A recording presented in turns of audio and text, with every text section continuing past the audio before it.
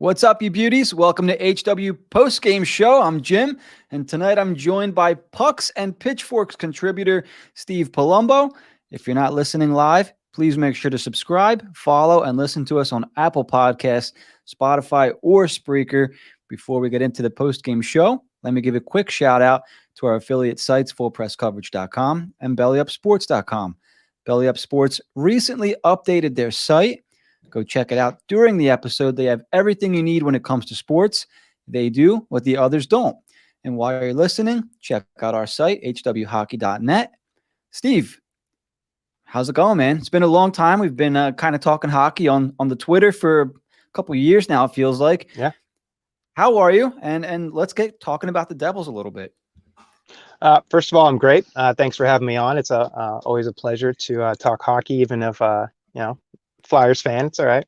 But yeah, man. Interesting game. This is the game that we just saw. Pretty typical Devils hockey. Kind of a Jekyll and Hyde type deal. You get the good Devils, the bad Devils, and another one of those experiences where you hope that they can kind of learn something from it and realize that this in this AHL, NHL, huge difference. You can never take your foot off the gas. So it's been kind of an up and down year, but I'm still enjoying the progress the team is making.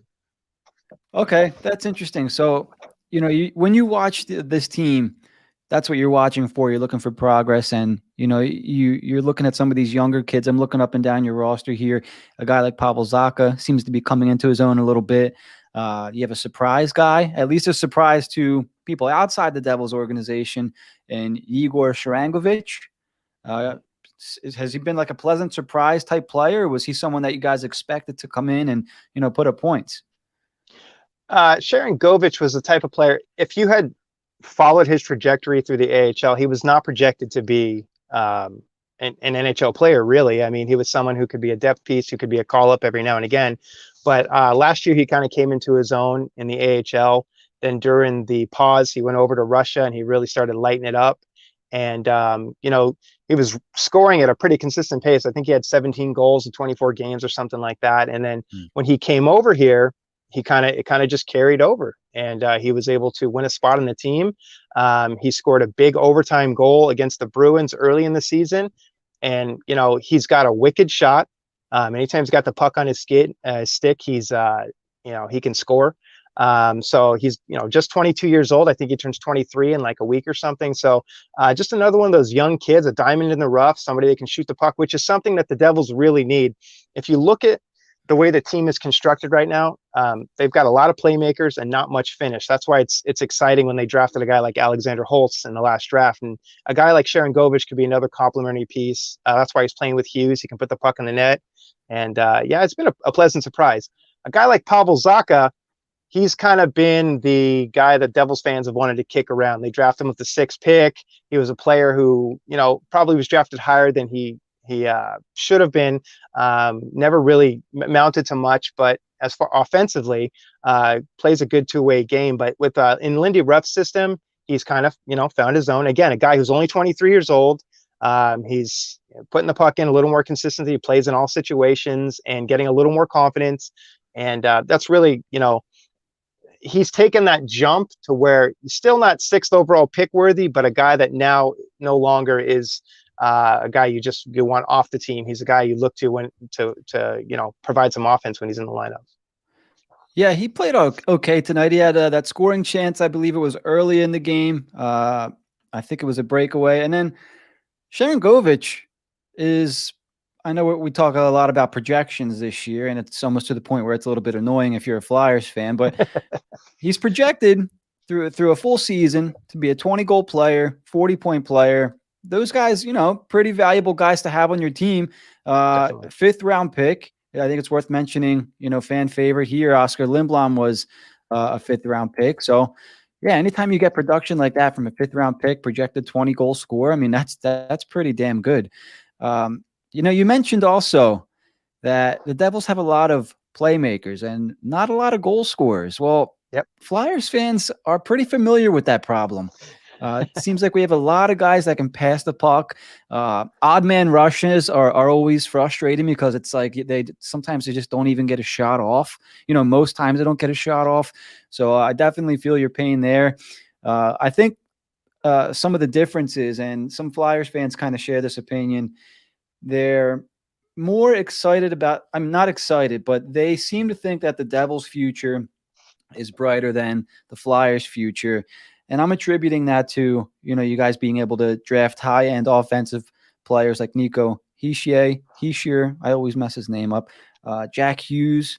Zaka's rounding into form a little bit, whereas the Flyers don't necessarily have any high-end younger forwards. They have mostly, I'm going to say it, they're boring two-way forwards. I know they're essential players to have, but the Flyers don't have any guys like that. And so some Flyers fans now think that the Devils are going to be better than the Flyers in a shorter amount of time.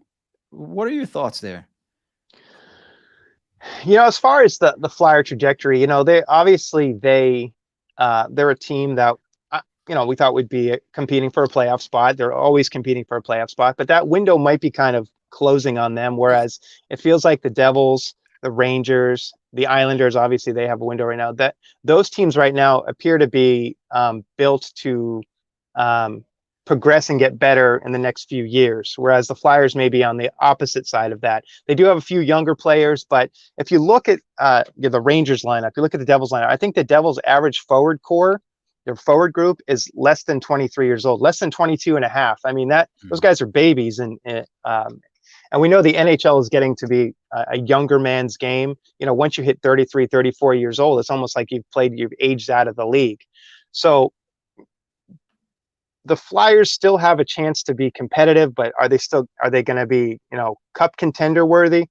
Maybe not. You talk about the Devils have, it's funny. I was thinking about this watching the game. The Devils at the trade deadline, they're always selling pieces off because they have pieces that will complement other teams' lineups. Okay. They don't have the full complement of pieces. And I kind of see a similar, in the Flyers. They don't have they have some complementary pieces, but they don't have at this trajectory, at this stage right now in their development. I A few agree years ago, these guys were 100%. superstars. So, Yeah. If you were looking at a chart, this would be the Devils, and then there would be the Flyers. But Okay. I enjoy watching the Flyers. I think they have some players now that I enjoy watching. But At least one of yeah. us does, man. Holy crap. It's really interesting that you said that. So in past shows, in talking with my guys, I've always kind of said, the Flyers have a lot of pieces, right? They have, a bunch of spare parts, guys that can complement better players. They just don't have the guy. They don't have the guy that can kind of stir everybody together.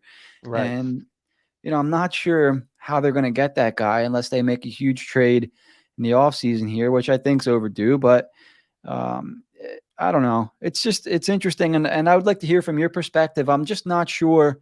I think the only way the Flyers can get that guy is if they go out and get a guy in a trade, because I'm not sure. And if people want to use Kevin Hayes as an example, I'm not sure they can go out and get that huge, big money superstar free agent if he's available. To me, Kevin Hayes wasn't a superstar. He was he's an okay second line center that they had to overpay for to bring him in. So I'm not sure if Philadelphia is the destination that it used to be, and I'm wondering, what do you think from your perspective? Well, I know there's been a lot of talk around Philadelphia and trying to acquire a piece like that. I know they were in that Patrick Laine discussion for a while, and they still might be in a Patrick Laine discussion in the offseason.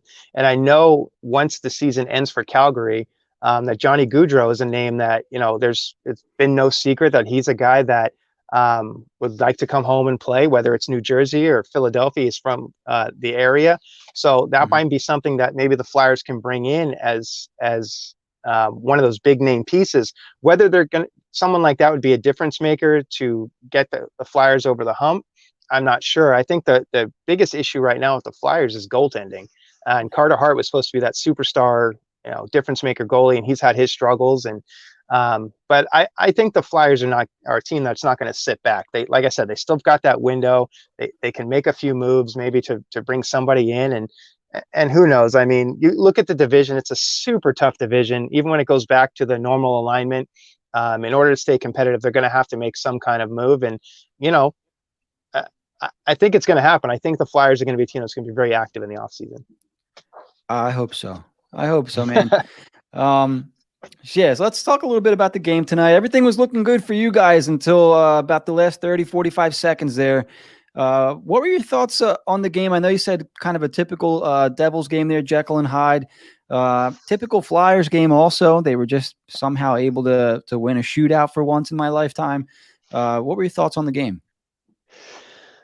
It was overall, it wasn't super eventful. I think both teams had their chances, and the goalies kind of did their parts to keep it in. A lot of turnovers. The Flyers have turned over the puck a lot. The Devils turn over a lot. I thought it was pretty low event for a Devils Flyers game. I think the first penalty didn't come until sometime in the second period. The Devils managed to get that 2-goal lead, and I thought at that point I was kind of feeling good because I thought the team had played well enough to hold that lead. There were still about 8 minutes left in the third period. And I thought, this could maybe be this would be a good learning experience for them. They're mired in a 9-game losing streak. The team's getting frustrated. If they could hold this lead, that it would kind of be a confidence builder. And then once it started to, got later in the game, and the Flyers started putting out a little bit of push, I could kind of feel a little bit of a shift. And once the Flyers pulled the goalie and that they scored that first goal, it was like, uh-oh, here we go again. And there was a complete breakdown on the turnover led to the first goal. And then the complete breakdown in that second goal. You left Giroux wide open, standing in front of Blackwood. And that was just typical Devils breakdown. They cannot get a full 60-minute effort. They cannot play 3 solid periods. I mean, you look at a few nights ago when they were down 6-0 to Pittsburgh. Okay, they scored 6 goals in the third period and still lost the hockey game. I think that was the first time in history it's ever happened. And it's just hell out, really. Yeah, it's just been that way. They cannot put it all together at the same time. And again, it comes back to bite them. And I knew if they didn't score in that power play in overtime, there was no way they were winning a shootout, because the only guy who'd scored in the shootout for them this season was Nikita Gusev, and he's no longer on the team. Now, they managed to get a couple past Elliott in the shootout there, but it still wasn't enough to win this game. Real quick before I forget, so you mentioned Gusev. What happened with that guy? He just did not fit Lindy Ruff's system. I mean, he was a playmaker.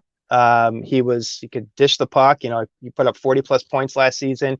We were super excited to have him as Devils fans. But once the Devils came out this season with the new style, he just didn't have the foot speed. He wasn't really putting in the effort needed to kind of keep up with anybody. He had no chemistry with any of his line mates. He looked lost, turned over the puck a lot, just completely did not fit anymore. And I hope going to a team like Florida will help him kind of find his game again. But he just looked so lost out there. He became a healthy scratch, and they just couldn't find a place for him. And by the time the season had kind of gone off the rails, the Devils, it was obvious, were going into full, let's see what the kids can do. And the Gusev just there was no place to put him in the lineup at all that he was going to get any ice time or be beneficial to the team. Okay. Yeah, exactly. That came as a surprise to me. I know he was a big deal signing a season or two ago. Yep. And then next thing I see is that they released him or something. I thought that was odd. Let's talk about a bright spot for your Devils this year and Mackenzie Blackwood. So down here in South Jersey, just outside Philly, we hear a lot of, Blackwood's better than Hart stuff, going back and forth. Having a pretty solid season, Mackenzie Blackwood. I feel, for as many goalies as there are in the Metro, or this year, the Mass Mutual East Division, there's a lot of goalie competition. And I feel like Blackwood kind of gets lost in that shuffle for whatever reason, maybe because the Devils haven't been as good in the last couple of years, but he's as good as any goalie in this division. Why don't you talk about Blackwood for a little bit? Yeah, I really thought, and especially in the beginning of the year when he came out, he was just lights out. He was starting to get a little bit of a buzz around him. And it kind of felt like, hey, people are going to start to notice that this is a very solid goaltender. He's a big kid. He moves well. He's very acrobatic, athletic. and makes big saves. When the Devils got off to the fast start, it was because of Mackenzie Blackwood. He was just playing lights out above his head, and when the Devils hit that COVID, when they got the COVID took over the team, it hit him really hard.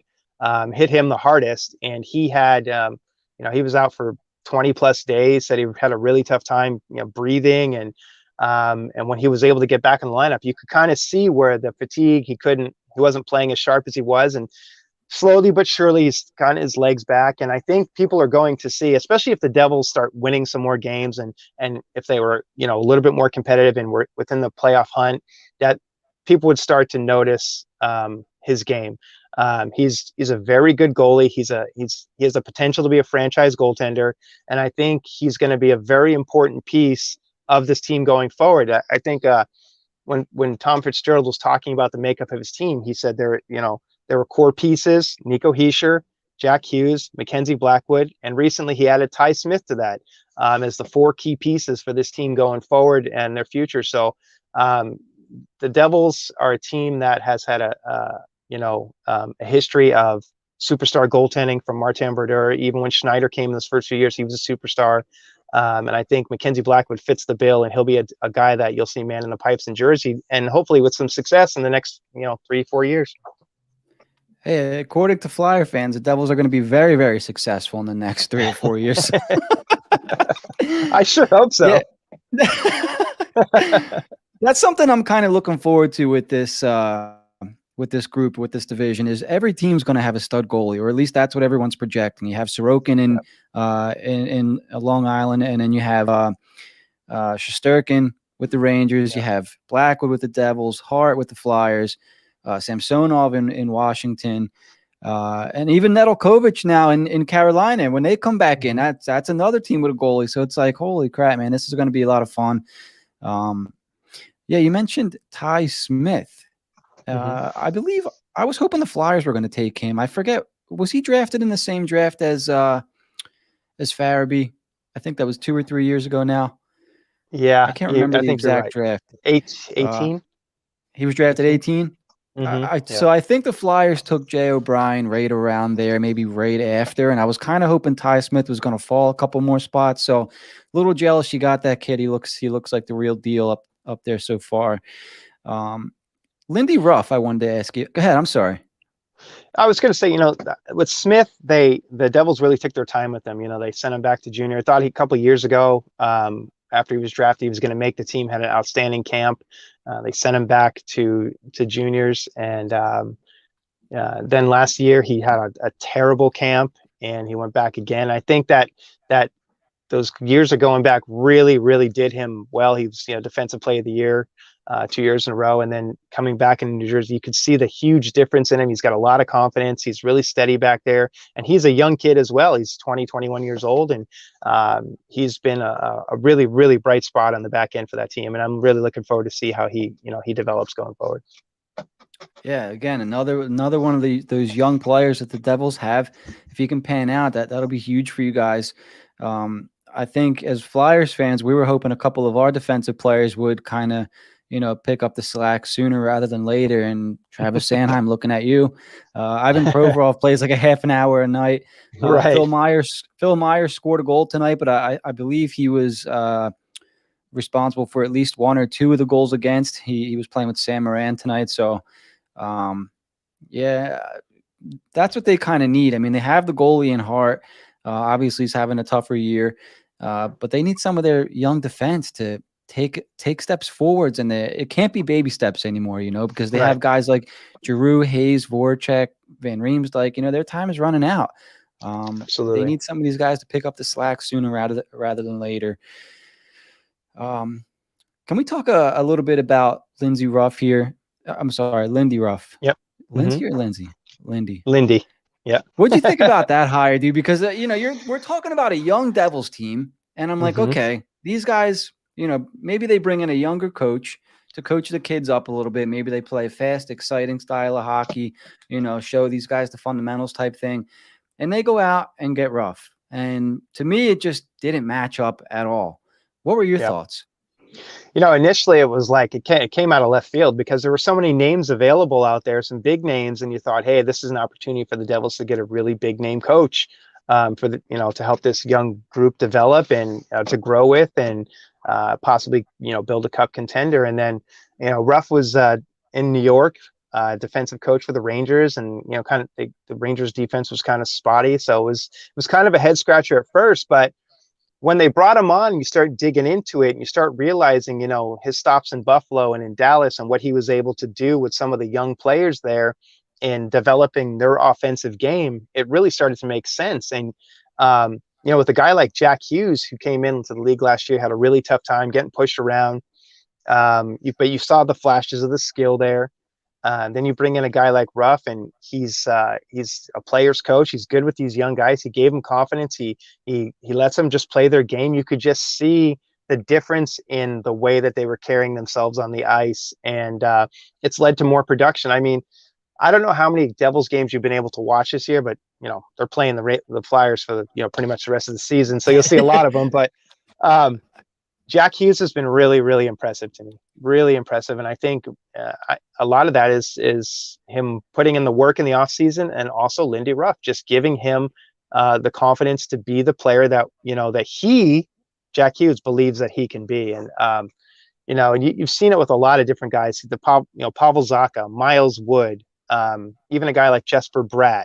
You're just seeing these guys really thriving with what Ruff has implemented, and what I like about him is he's a no nonsense guy. He doesn't beat around the bush in his post game interviews and stuff. He'll come out and he'll shoot straight with you. And I think over the last few years, the Devils coaches have kind of given a lot of like coach speak and fluff, and it's really refreshing to see him. And I'm really happy with him, and I hope that the team can find some success while he's still behind the bench.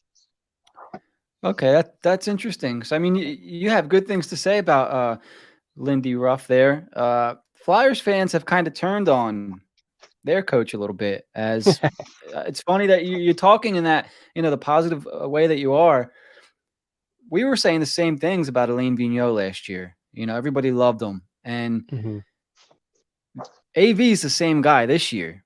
The only difference is the Flyers were better last year. Right. So what makes me kind of laugh is how the coach is the same. It's the same guy saying the same things, but fans, depending on whether the team's winning or losing, have different things to say about the coach, so that makes me laugh a little bit. But yeah, he's a straight shooter. Go ahead.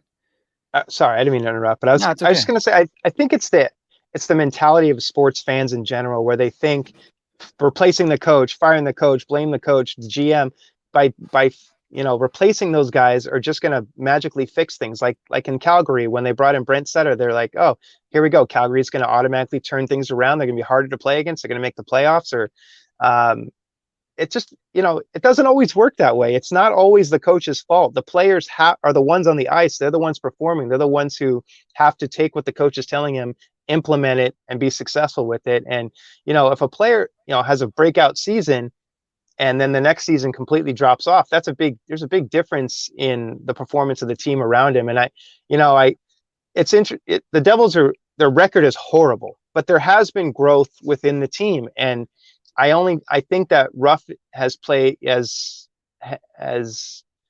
been the right guy for this team at this time. I think another coach would not have been as patient, and I think you would have seen the Devils, the play drop off even more than it has right now. So it's interesting, with fans are so finicky.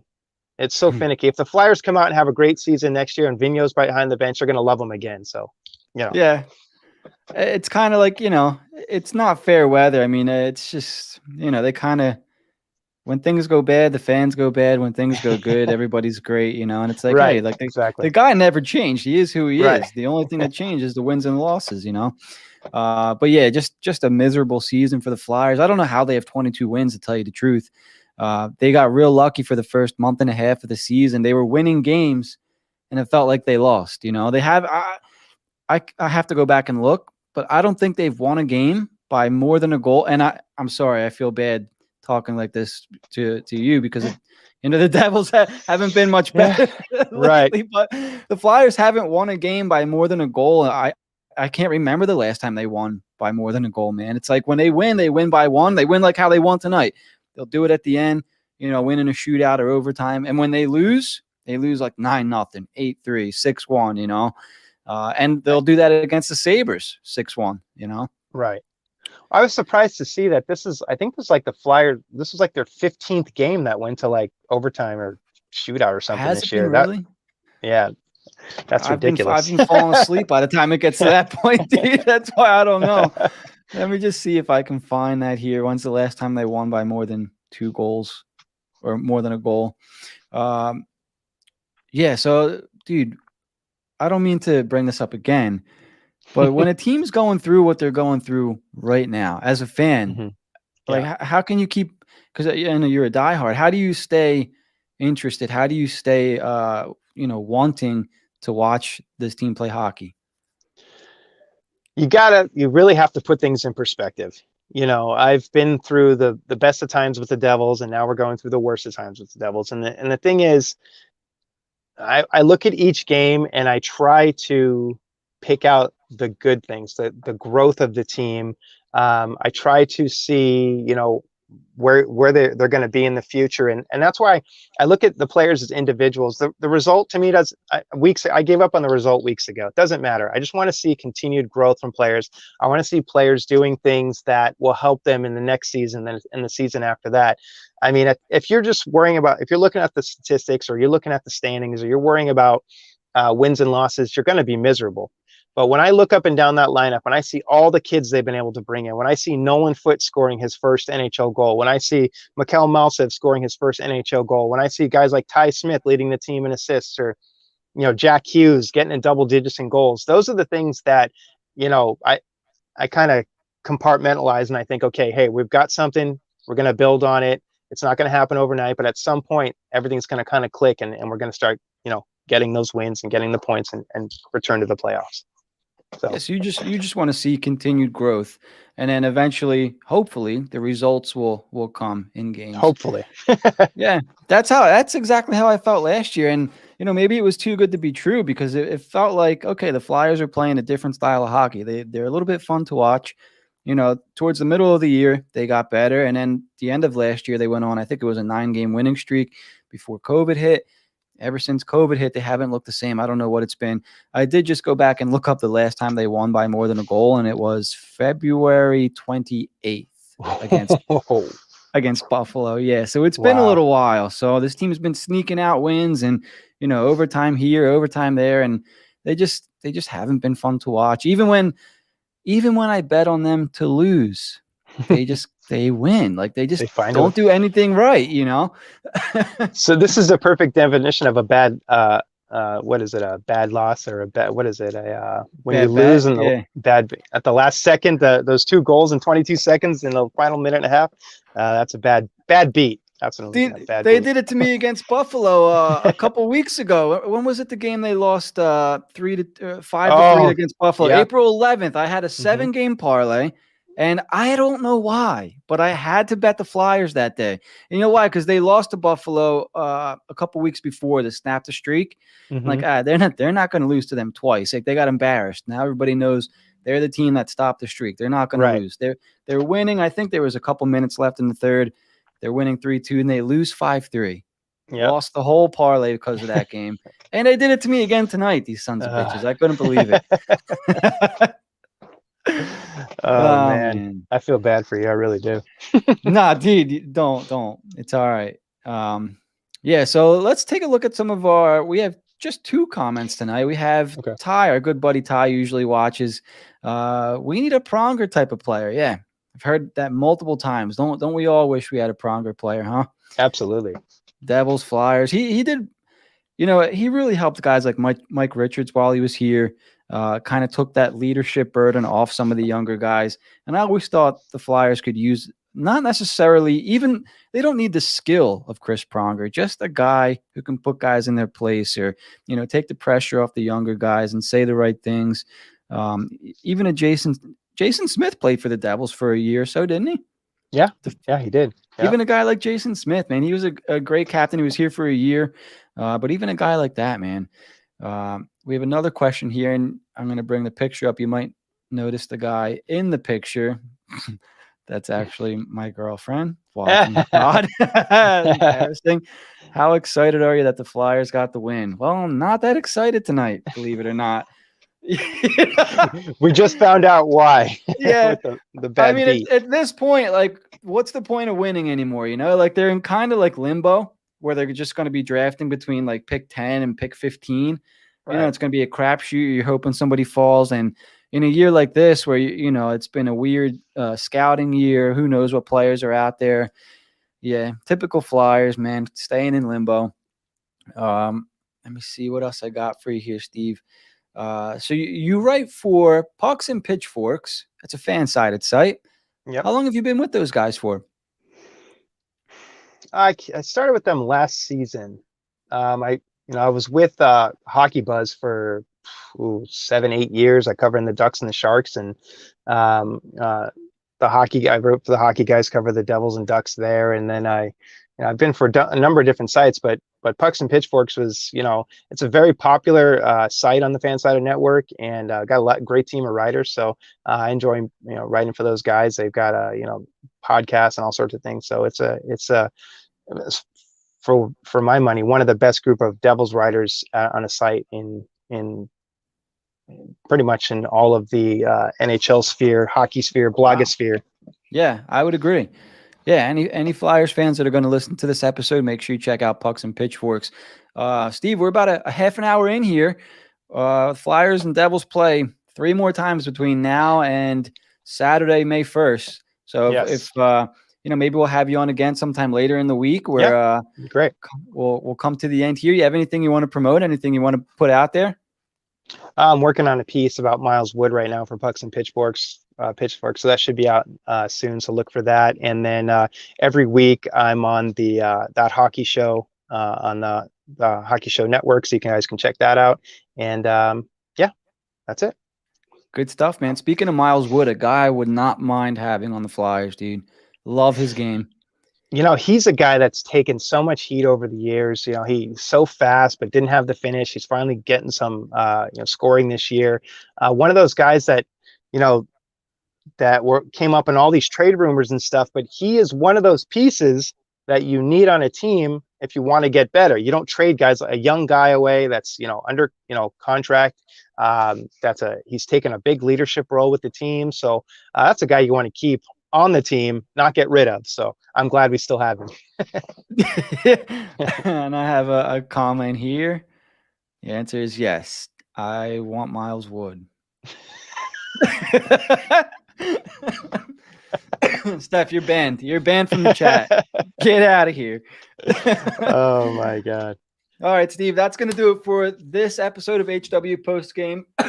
Excuse me. Thanks for hanging out, dude. It's been a long time coming. I'm glad I could finally get you on. And my pleasure, man. Hey, if you're free one of these, like you said, we play for the rest of the season, basically. Maybe we can get you on again one more time before the end of the year, man. Absolutely. Hit me up. I'll be available for you. All right, everyone. That's Steve Palumbo from Pucks and Pitchforks. That's going to do it for this episode of HW Postgame. Make sure you guys, if you can, subscribe on Apple Podcasts and Spotify. Be sure to check us out. We're now on the Belly Up website, so you guys can find us there. And yeah, get outside this week. The weather's going to be beautiful. Take your vitamins and stay safe.